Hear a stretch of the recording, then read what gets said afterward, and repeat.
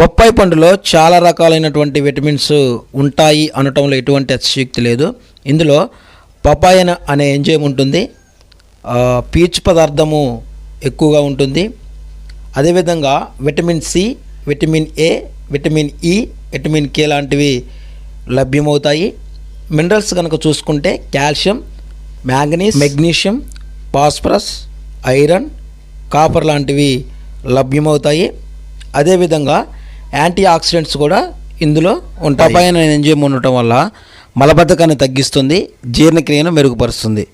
పీచు పదార్థం ఎక్కువగా ఉండటం వల్ల అధిక బరువును కూడా తగ్గిస్తుంది. విటమిన్ సి ఉండటం వల్ల రోగనిరోధక శక్తిని పెంచుతుంది. విటమిన్ ఏ కూడా ఇందులో ఉంటుంది, ఇది కంటి చూపు. విటమిన్ ఈ ఉండటం వల్ల చర్మ సౌందర్యానికి, జుట్టు రాలిపోకుండా ఉండడానికి ఉపయోగపడుతుంది. ఈ మినరల్స్ వల్ల దంతాలు, ఎముకలు దృఢంగా ఉంటాయి.